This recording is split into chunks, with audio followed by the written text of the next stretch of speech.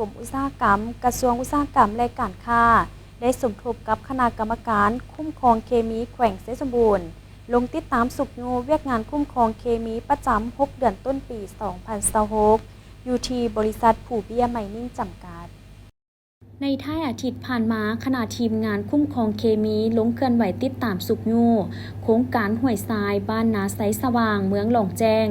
ซึ่งนำพาคณะทีมงานจากกระทรวงอุตสาหกรรมและการค้าโดยทานเกี่ยงคำลาสจักรห้องหัวหน้ากลุ่มอุตสาหกรรมปรุงแต่งพร้อมด้วยคณะทีมงานและคณะกรรมการคุ้มครองเคมีแขวงเสฉมบูรณ์นำพาโดยทานไซยาซิดดีสังดวงพระจันทร์ประธานกวดกาภาครัฐเมืองหลองแจ้งพร้อมด้วยคณะกรรมการคุ้มครองเคมีเข้าร่วม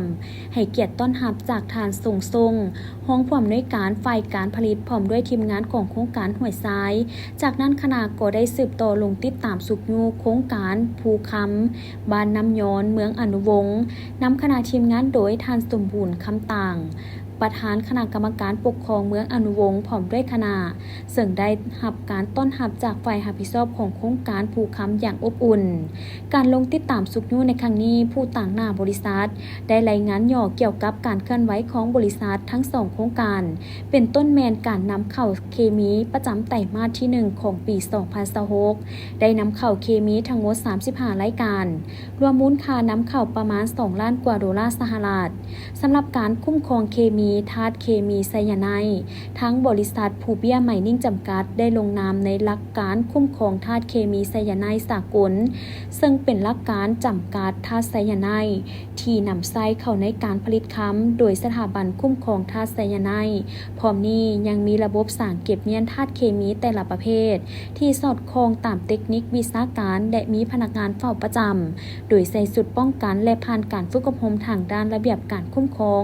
การนำใส่เคมีอย่างมีความปลอดภัย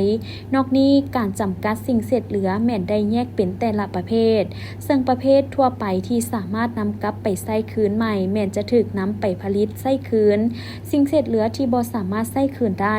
จะถูกส่งไปกำจัดอยู่บอนทิ่มตามเทคนิคและสิ่งเศษเหลือที่อันตรายแม่นจะนำส่งไปกำจัดอยู่โรงงานนอกสนามปัจจุบันได้ใช้บริการของบริษัทสวรรค์ EMC จำกัดนอกนั้นคณะกรรมการคุ้มครองเคมีก็ได้ลงเยี่ยมชมสถานที่สำคัญต่างๆอยู่ทั้ง2โครงการคือห้องควบคุมการเฮ็ดเวียกของเครื่องจักรสร้างเก็บรักษาธาตุเคมีทั่วไปสร้างเก็บรักษาธาตุไซยาไนด์ห้องหลอมแห่ธาตุและสถานที่กำจัดทำลายสิ่งเศษเหลือเคมีอันตรายที่นำใส่แล้วในตอนท้ายหัวหน้าคณะทีมงานได้เน้นหนักให้บริษัทสืบต่อเอาใจใส่ติดตามและคุ้มครองการเก็บรักษาธาตุเคมีการนำใส่ธาตุเคมีและการกำจัดสิ่งเศษเหลือเคมีอันตราย